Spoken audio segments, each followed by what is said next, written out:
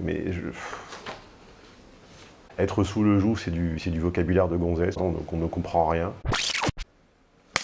Oui, clap de fin pour les phone coaching sur cette chaîne. Désormais, les études de cas téléphoniques, comme il convient de les appeler, c'est sur la chaîne de secours Stéphane-Édouard Plambé. Le lien est ci-dessous.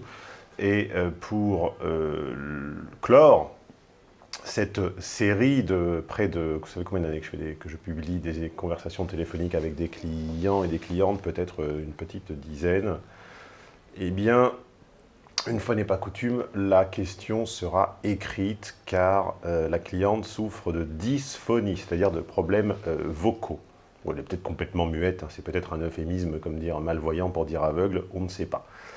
Bref, donc je vais tenter d'y répondre. Je voulais le faire dans les conditions du direct, c'est-à-dire découvrir le contenu de son courrier en même temps que vous. À ce propos, si vous préférez le lire, cliquez sur le lien ci-dessous. Vous le lirez d'ailleurs directement sur mon blog, si vous ne voulez pas m'entendre le lire.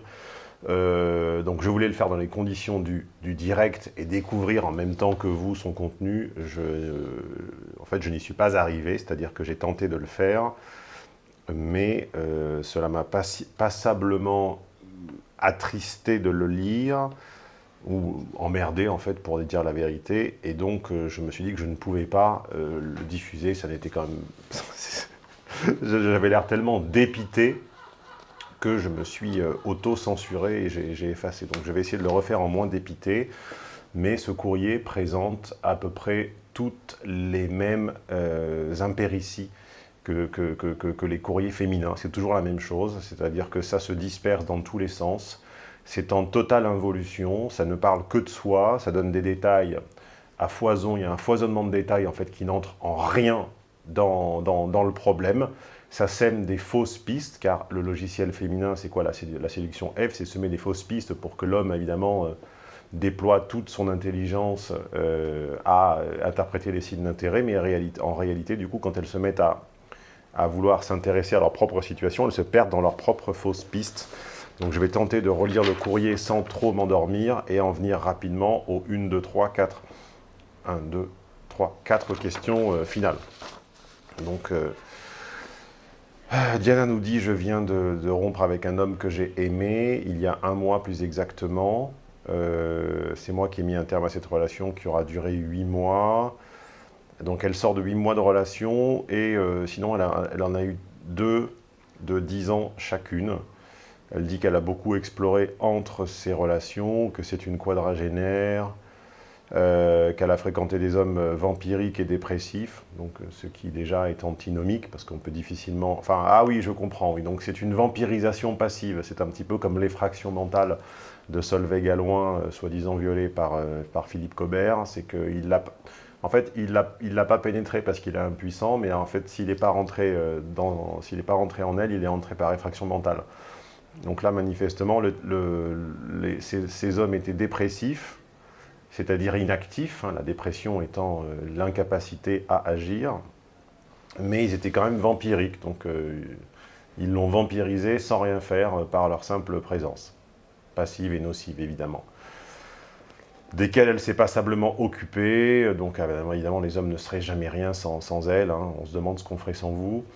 Elle a représenté une espèce de fantasme, mais en même temps elle nous dit qu'elle a le sex appeal d'une amibe frappée d'apathie, donc toujours les palinodies féminines, A et non A, je suis le fantasme de toutes mes relations, mais en ce moment je suis moche et je suis laide car je n'en ai pas. Donc ça c'est l'altercentrage féminin, hein, qui ne se voit qu'à travers la façon dont elle est perçue, d'où la soumission d'ailleurs à la mode. Une espèce de fantasme que l'on n'ose pas approcher. Oui, mais les hommes n'osent pas approcher toutes les femmes. Enfin, belle ou moche, c'est quasiment pareil. C'est pas parce que tu vois que les hommes sont timides en t'approchant que tu représentes un fantasme. C'est simplement c'est anthropologiquement logique d'avoir peur d'approcher les femmes, car on a peur du rejet frontal et du regard de la communauté sur notre virilité. Ces hommes sont de profils socio-économiques très différents. Ils ont des panoplies sociologiques qui te gonflent. Alors moi, je ne sais pas ce que c'est qu'une panoplie sociologique. Je vois ce que c'est qu'une panoplie de Spider-Man, mais une panoplie sociologique, je ne sais pas. Blablabla. Bla, bla, bla. Alors apparemment, elle ne fréquente que des hommes moins intelligents qu'elle. Donc là, on part sur une demi-page sur son parcours personnel, le fait qu'elle est musicienne, enseignante, qu'elle a plusieurs enfants, qu'elle a un peu tout fait, y compris dessiner des sacs à main, que c'est original. Bon, là, elle s'excuse en fait d'être partie dans tous les sens, de s'être dispersée. Donc à la ligne 37, elle s'excuse en disant « Si je vous la fais Cosette, c'est juste pour vous faciliter la compréhension de ce qui suit. » Bon, ben, en l'occurrence, tu me l'aurais facilité en allant directement à la description de la situation. Moi, j'ai rien contre les contextes, hein, j'adore la contextualisation, mais justement, un contexte, c'est quelque chose auquel adosser l'histoire et qu'il éclaire. En l'occurrence, ça ne me l'éclaire pas du tout. Donc, elle se demande si elle est en droit d'attendre qu'un homme autonome financièrement l'emmène en week-end. Donc, on sent que le porte-monnaie commence à la travailler. Et finalement, parce que son chat s'est échappé, elle découvre que son voisin du rez-de-chaussée est pas mal. Encore une fois, je fais des coupures nécessaires, mais vous découvrirez l'intégralité du texte en se rendant sur mon site ci-dessous. Vous lisez rarement les descriptions des vidéos, vous avez tort, je m'emmerde à les faire. Donc ça miaule, le chat se barre, ça lui fait découvrir que son voisin du dessous la kiffe depuis 3 ans, qu'il lui plaît beaucoup plus qu'elle ne l'aurait pensé, qu'il est à l'aise financièrement, donc ouf, on a les droits, comme dirait Pignon. Qu'apparemment il a un petit peu de goût puisqu'il n'a pas d'Audi et qu'il n'est pas meublé en cartel et qu'il préfère l'Art déco et les Fiat 500 et les Jaguars. Tout ça c'est du cliché et du contre-cliché, mais bon, peu importe, c'est déjà pas mal qu'elle s'en soit rendue compte. Qu'il s'est démené pour lui commander les roses qu'elle préfère, qui apparemment sont des roses piégées. Et nous en arrivons donc aux questions de Diane. Alors là, je fais tout pour masquer en fait mon absence totale d'intérêt pour ce courrier et ces problématiques qui n'en sont selon moi pas.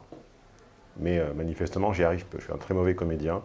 Donc, pensez-vous que cette rencontre soit réaliste sociologiquement parlant? Et la première des questions qui m'est posée. Je ne comprends pas en fait la question.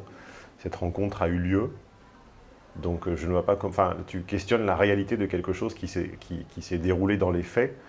Donc à un moment, il faut prendre une chose est une chose, comme disait Moravia, et puis il faut avoir une approche du présent, une approche du vécu un peu itérative, c'est-à-dire un peu phénoménologique, quoi.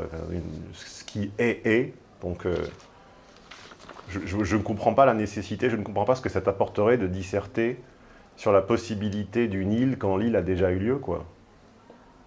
Enfin, bon, ben voilà, donc je suis désolé, je suis dans l'incapacité de répondre à cette première question. Si vous l'êtes, donc si vous êtes plus fort que moi, plus malin, je vous recommande d'y répondre en commentaire. Cela éclairera peut-être un petit peu plus Diana. Deuxièmement, pensez-vous qu'il soit juste que je bouge seulement quand il aura réglé ses affaires? Donc je ne comprends pas non plus la question. Pensez-vous qu'il soit juste? Donc le juste, moi je ne fais pas de la justice, je ne disserte pas de ce qui est juste, ni de ce qui est bien, je ne fais ni de la justice, ni de l'éthique, ni de la morale, ni rien. Que tu bouges, ça veut dire quoi? Que tu déménages, que tu te déplaces, que tu te mettes au sport, ça veut dire quoi? Que tu bouges, que tu partes en week-end avec lui. Quand il aura réglé ses affaires, on ne sait pas ce que c'est. Donc c'est toujours le problème des courriers féminins, qui se dispersent dans un million de détails inutiles, mais en fait, le plus important, c'est quoi ces affaires? Quand quelqu'un dit qu'il a des affaires à régler, c'est en général comme quand un homme dit qu'il a des affaires à régler, c'est en général aussi vrai qu'une femme qui vous dit qu'elle ne peut pas venir en raison d'un empêchement. Quand on ne nomme pas une chose, on ajoute du malheur au monde. Quand on dit qu'on a un empêchement, c'est en général qu'on n'a rien et qu'on s'en branle. Donc quand un homme dit qu'il a des affaires, c'est en général qu'il vous le cache quelque chose, mais bon, il eût été bon de creuser. On n'a pas l'info. Il m'a dit Diana, de lui laisser 5 mois, mais que cela nous empêcherait pas de boire des cafés. J'arrive pas à faire semblant de m'intéresser à ce courrier. Pensez-vous qu'il soit sous le charme? Le type, apparemment, tu m'as dit, il y a 10 lignes. En fait, à un moment, il faudra arrêter. Enfin, je ne sais même pas si c'est une prière en vain. C'est les éternelles palinodies féminines. Hein. Il y a 10 lignes, tu nous dis qu'il s'intéresse à toi depuis 3 ans et qu'il se démène pour te commander les roses que tu préfères. Et ensuite, tu nous demandes s'il est sous le charme. Déjà, être sous le charme, ça ne veut rien dire. Moi, je ne connais que les niveaux d'intérêt, 0, 100, 49, 51. Hein, 49, en deçà duquel on quitte quelqu'un mentalement, 39 en deçà duquel on le quitte physiquement. Ça, je sais de quoi ça parle. Être sous le joug, c'est du vocabulaire de gonzesse, sous le charme, pardon, donc on ne comprend rien. Donc je ne sais pas, s'il se démène pour t'offrir des roses et qu'il n'est pas sous ton charme, il faut m'expliquer comment c'est possible. Et comment dois-je lui exprimer et pas lui dire que je veux le rencontrer. Mais il y a quelque chose d'involutif, il y a des circonvolutions là comme ça, en cercle concentrique autour de cette fameuse rencontre qui a déjà eu lieu, mais on ne sait pas, on ne comprend pas ce que tu en attends, on ne comprend pas ce que tu veux, j'imagine que ce que tu veux, c'est que votre début, il n'y a même pas de début, votre rien du tout crante sur quelque chose de concret, de physique, sur un minimum d'investissement et de relations suivies. Ça, tu ne me le dis même pas. Par contre, tu passes une page à me raconter ta vie dans des angles qui sont parfaitement inutiles.